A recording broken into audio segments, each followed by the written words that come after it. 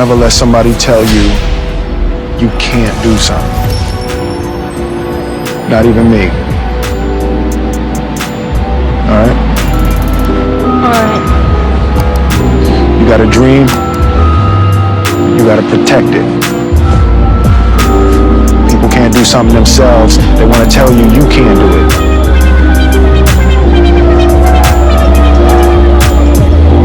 You want something, go get it. Period. We didn't grow up with the sense that where we were was where we were going to be. We grew up with the sense that where we were almost didn't matter because we were becoming something greater. There's a concept that I don't want to be an icon. I want to be an idea. You know, I want to represent an idea. I want to represent possibilities. I want to represent magic, right? That you're in a universe and 2 plus 2 equals 4. 2 plus 2 only equals 4 if you accept that 2 plus 2 equals 4. 2 plus 2 is going to be what I want it to be. You know, and there's a redemptive power that making a choice has, you know, rather than feeling like you're at effect to all the things that are happening. Make a choice. Like, you just decide what it's going to be, who you're going to be, how you're going to do it. Just decide. And then from that point, the universe is going to get out your way.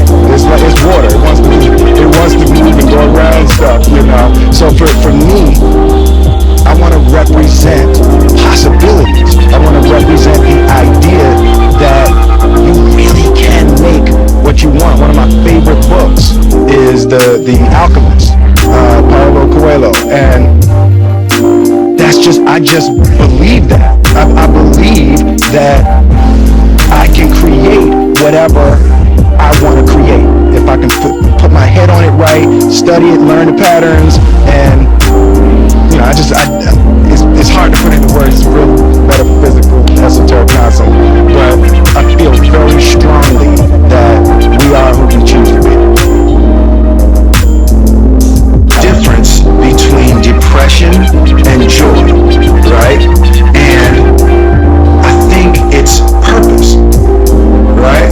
It's like when you wake up in the morning and your life means something to somebody other than you, that you have a purpose. If you don't go do the things that you're going to do, people's lives will suffer. And I think that kind of purpose, that like to live in service, not to you, but to live in service to humanity, to live in service to your family, to live in service to your church, to your city, to your country, to the world. Living in service is that. I feel like that is the purest form of joy. Greatness is not this wonderful, esoteric, elusive, God-like feature that only the special among us will ever taste. You know, it's something that truly exists in all of us. It's very simple. This is what I believe, and I'm willing to die. Period. It's that simple. You know who I am, you know what I believe. I know who I am, I know what I believe. That's all I need to know. That's all I need to know. So from there, you do what you need to do. You know, and I think what happens is we make the situation more complex.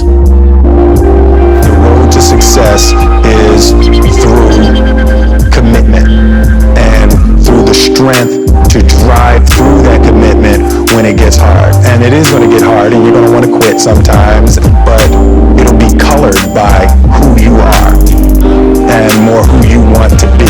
I've definitely found that wanting to be an actor stems from wanting to be somebody and wanting to say something to people. The only thing that I can see, you never really look at yourself, the only thing that I see that is distinctly different about me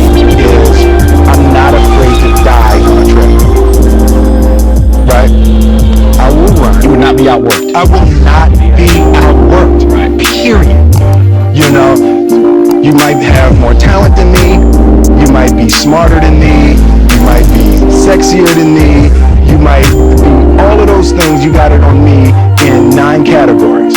But if we get on the treadmill together, right, there's 2 things. You're getting off first, or I'm gonna die. It's really that simple, right? So let's go back to the question about what if people block me out. It's going to be 2 options. I'm going to get back in, or I'm going to be dead, right? It's like, you're not going to outwork me. It's such a simple, basic concept. Is the guy who is willing to hustle the most is going to be the guy that just gets that loose ball. You know, he got 2. He hustling, grabbed that one. That was going to be out of bounds, but he saved it back in. It's like the commodity that I see the majority of people who aren't getting the places they want or aren't achieving the things that they want in this business is strictly based on hustle. It's strictly based on being outworked. It's strictly based on missing crucial opportunities. I say all the time, if you stay ready, you ain't got to get ready. The separation of talent and skill is one of the greatest misunderstood concepts for people who are trying to excel, who have dreams, that want to do things. Talent you have naturally. Skill is only developed by hours and hours and hours of beating on your craft. There's no easy way around it. No matter how talented you are, your talent is going to fail you if you're not skilled. You know, if you don't study, if you don't work really hard and dedicate yourself to being better every single day, you'll never be able to communicate with people. I'm motivated by fear. You know, fear of fear. I hate being scared to do something. I hate that feeling of the feeling that I had before I had a meeting with Quincy Jones, because really Quincy Jones and a guy named Benny Medina and Jeff Pollock came with the idea for the Fresh Prince of Bel-Air, and I hated being scared, you know, but that I didn't want to even take the meeting. There were opportunities during my first year as a rapper. Bill Cosby and the people on the Cosby Show had seen my music video and called me to come and try out for the Cosby Show. And just every time it was set up, for some reason I couldn't make it. The fear of fear. The fear. I hated it. I just hated being scared to do something. And I think what developed in my early days was the attitude that I started attacking things that I was scared of. I realized that to have the level of success that I want to have, it's difficult to spread it out and do multiple things. You know, it's in order to be world class, and I've made a decision. I want to be world class, and it takes such a desperate, obsessive focus to excel on the level that I want to make movies. You know, I was Star Wars when I was young. I sat in the movie theater and watched Star Wars, and I just couldn't believe that movie made me feel like that, just floored and just stunned by the creativity. And I'm realizing that in order to move people in that way, in order to touch people in that way, you gotta focus with all of your fiber and all of your heart and all of your creativity. The concept of improving lives runs through the center of everything I do. And then I realized that the way to improve lives is to continually improve yourself, right? So with that, every morning when I get out of the bed, you know, I haven't fixed everything in the world yet, so there's always something to do. And in this film, I read an interesting quote from the Siddhartha Gautama, the Buddha. He said that good people have to get out of the bed every day and try to empty the ocean with a ladle, right? And I thought that was, you know, I knew that was profound, and I paused for a second, and I said, all right, what the hell is a ladle, right?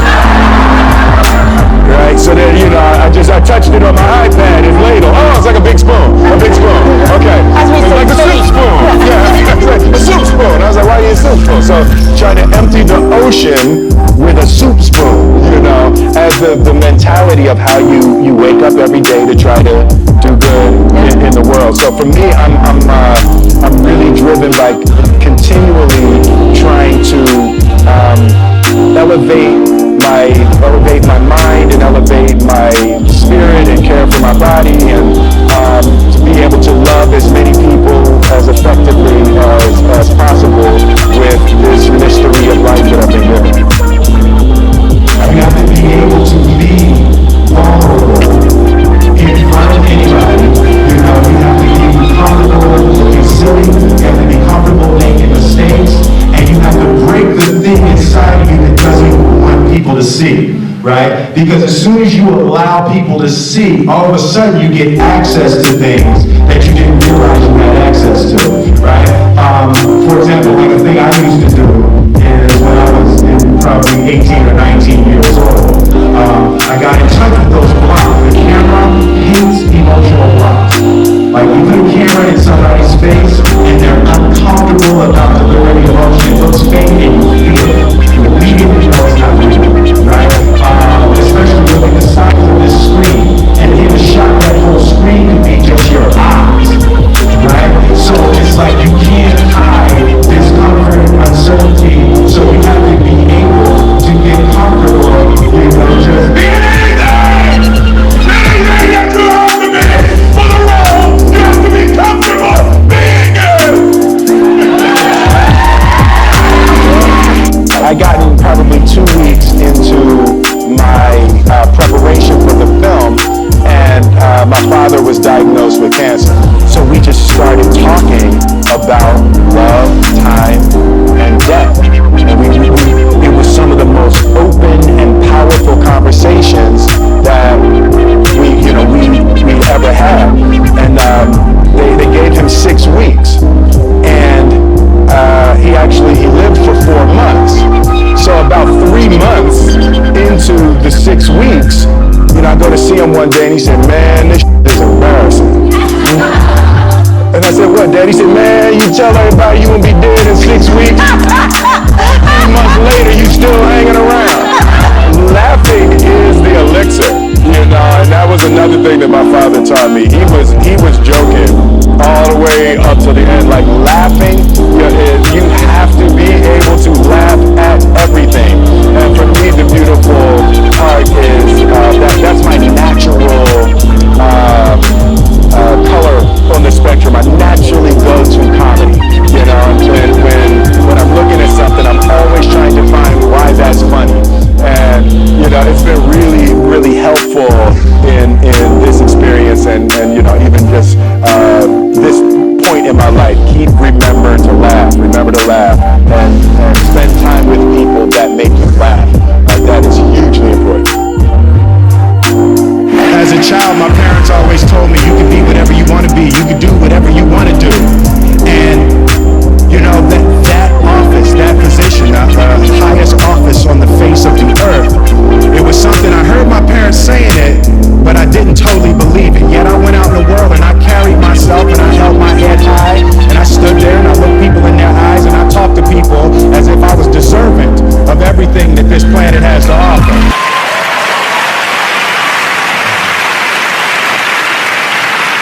So I really want to say to children out there and to people who are watching, Confucius said one time, he who says he can and he who says he can't are both usually right. So I want to stand here before you, and as I hold this award, I want to give love to my wife, and I want you to keep in your heart, just know that you can. Know that you can. And the greatest thing in my career has been the constant commitment to putting something in the world of value, not putting something in the world that makes me look high. So I think as long as you can stay focused on delivering your art and delivering yourself and delivering your energy and delivering your ideas for the world to be better. If there was one concept that I would suggest to people to take a daily confrontation with, is fear. The problem with fear is that it lies, right? So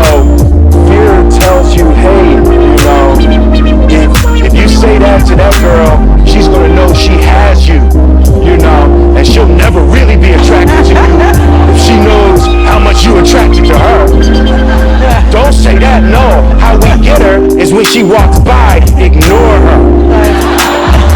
Right, it's a You know, it's like, pop it on your shoulder. fear tells you dumb shit like that, right? You know, so, for me, the daily confrontation with fear has become a real practice for me since about three years ago. I went skydiving in Dubai, right? And skydiving is a really interesting confront with fear, right? So I gotta stand up. I gotta stand up. All right. So all your friends, what happens? You go out. I dropped my thing. So what happens is you go out the night before, and you take a drink with your friends, and somebody says, yeah, we should go skydiving tomorrow. And you go, yeah, we'll go skydiving. We're like, yeah. You go, yeah. And everybody goes, yeah. Right? And you go home by yourself. You're like, Right? You're like, well, yeah, I mean, they was drunk too. Right? So maybe they're not, I mean, we don't have to go. We don't have to do it. So then that night you're laying in your bed and you just keep, and you're terrified. You keep imagining over and over again jumping out of an airplane, and you can't figure out why you would do that, right? And you're laying there and you have the worst night's sleep of your life, but you still have the hope that your friends were drunk, right? So you wake up the next day and you go, down and you say where you were going to meet, and everybody's there. You're like, all right, cool, right? So you get in the van and you don't know that your friends had the same night that you had, because they're pretending like they didn't. They're like, yeah, man, my uncle's a Navy SEAL, and this is gonna be great. I've been looking forward to this. You're like, oh my God, and your stomach is terrible. You can't eat and everything, but you don't want to be the only punk who doesn't jump out of this airplane. So you get there, and then you have the safety brief, and you're standing there, and the guys will tell you, well, if the chute doesn't open, what's gonna happen is you're doing, what could happen? But the chute wouldn't open, right? So you do a thing, and what you do is your first jump, you're attached to a guy who is going, he's going to walk you out. So you go, and you get there, and there's an airplane, and nobody's stopping. Everybody's still going.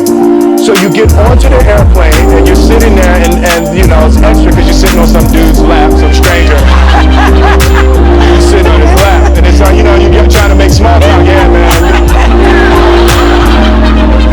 So you be jumping with people all the time, huh? Right? So and then you just want to make sure you got kids, right? You got people you need to see, right? You just want to make sure he's serious, right? So you get in there, so everything's normal. So you fly and you go up to 14,000 feet, and you notice there's a light. It's red and it's yellow and green, right? So right now the light's red. So then you start thinking at some point the light's going to go green because you don't know what's going to happen, right? And you wait and it goes yellow and the light goes green and somebody opens the door, and in that moment you realize you've never been in a freaking airplane with the door open. Right? Terror. Oh, sorry, I'm spitting. Oh, sorry. No, terror. Right? So you go, and then, if you were smart, you sat in the back, so you don't go first, right? And then people start going out of the airplane, and you go, and the guy walks you up to the end of the thing, and you're standing, and your toes are on the edge, and you're looking out down to death.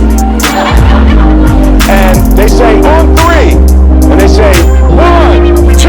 And he pushes you on 2 because people grab on 3. Right?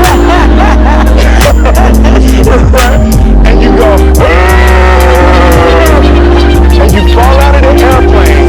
And in 1 second, you realize that it's the most blissful experience of your life. You're flying, right? It doesn't feel like falling, right? It's like this. You actually are kind of held a little bit by the wind, and then you start falling, and there's zero fear. You realize that the point of maximum danger is the point of minimum fear. It's bliss. It's bliss, and you're flying, right? And you're doing that, and then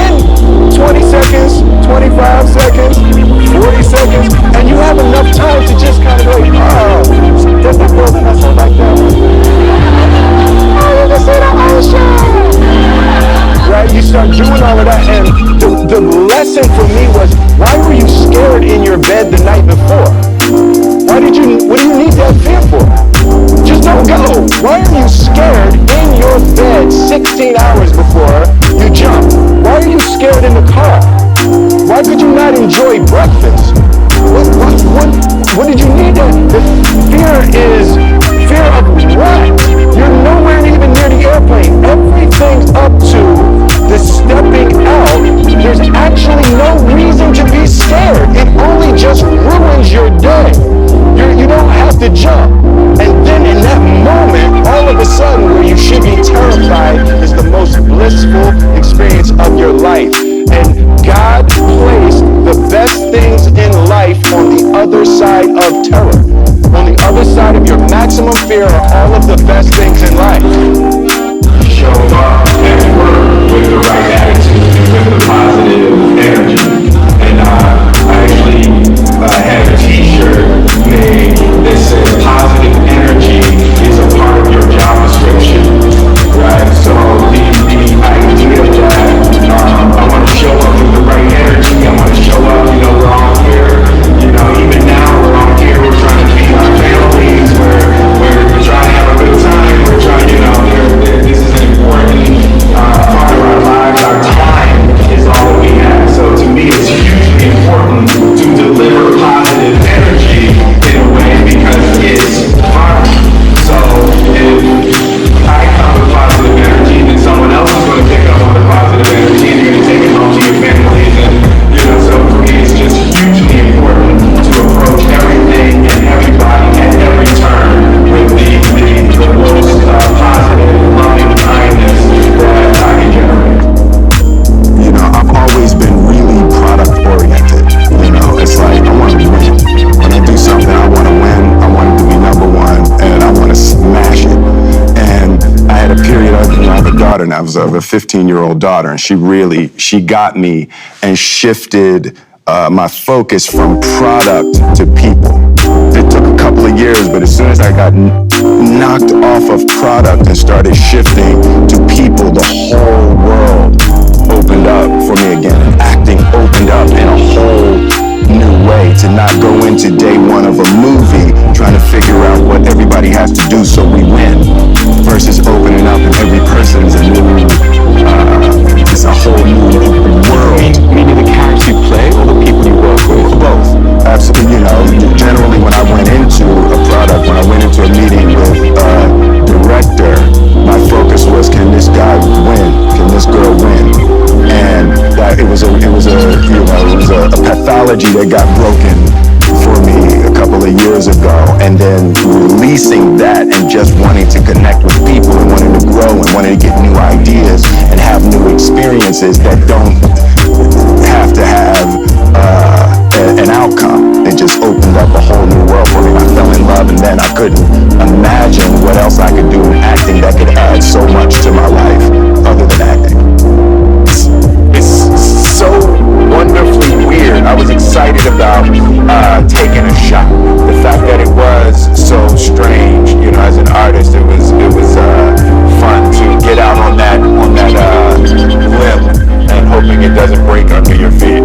I look at the world through a lens of comedy, right? So my natural reaction is always, no matter when something happens and I can't even help it, it's why is that funny? So even at a funeral, I can't help but think why that's funny, So it's extremely helpful for me, just psychologically, that no matter what's going on, I can't keep my mind from finding jokes. So it's a beautiful way to stay joyous and positive. Everything for me about this business and about what I've been trying to build and what I've been trying to do with my life keeps me in terror. I am deeply motivated by fear. I'm surprised you say you live in fear. How do you deal with that? Do you turn to somebody for advice? Do you meditate? How do you get over that? I'm trying to develop a more realistic perspective of what this business is. I told my mother this the other day, and she thought it was hilarious. I said, when I was 15 years old, my first girlfriend cheated on me. making a decision that nobody would ever cheat on me again. And the way I was going to do that is by being the biggest actor on earth. Right? So there's been this weird psychology that I've always felt like if my movies are number one, my life is going to work out great. You know? And right so you shared that? I've always been the type of person who I thought of myself as resilient, you know, that I could always make my way back.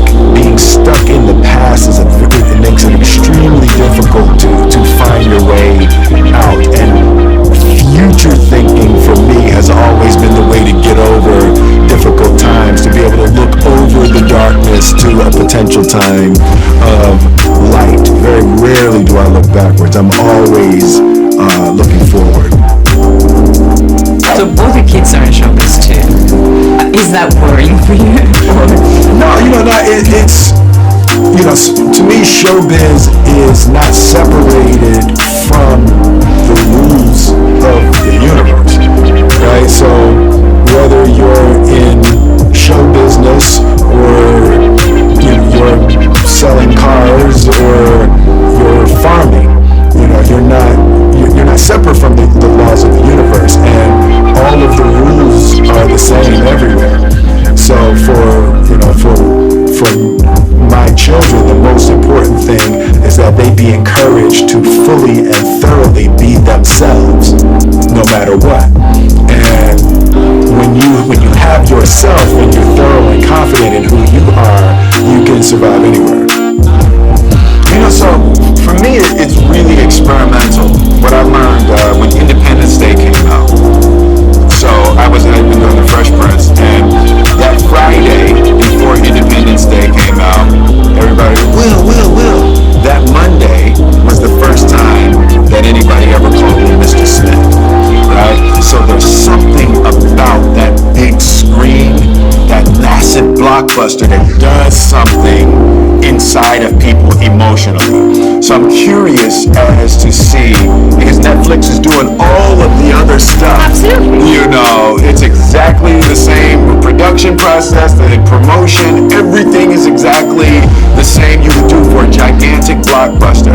And the question is, will the emotional resonance, the sort of nostalgic residue a year, 2 years, 3 years from now still be there with people not experiencing it in the overwhelming fashion of the cinema? So this is an experiment and we'll see how it works. We'll see how it goes, yeah, but it's definitely the future. I got the call from Ridley, and he said, I've got a gift for you. And he sent me Concussion, and I read it immediately, and I remember thinking, this ain't no damn gift. I was like, I'm a football dad. For me, it was a beautiful screenplay, but it opened up a huge conflict for me. Did you know about what had happened before? Did you know the story a little bit? Really vaguely, I knew, my son played football for 4 years, and during that time, I had never heard about the concussion issue at all. So, it was part of what really inspired me and made me want to do the film, forced me to have to do the film, because as a parent, I had no idea. That there was an issue with repetitive head trauma in football. Right. So it was quite a revelation. For me, a personal confrontation with death made me see the value of time and the fact that the only elixir is love. So the time that you spend has got to be in preparing yourself and giving and receiving the most amount of love you can. My mission is to improve lives. So I want to do things that put positivity and positive energy and love into the world. I'm gonna let somebody tell you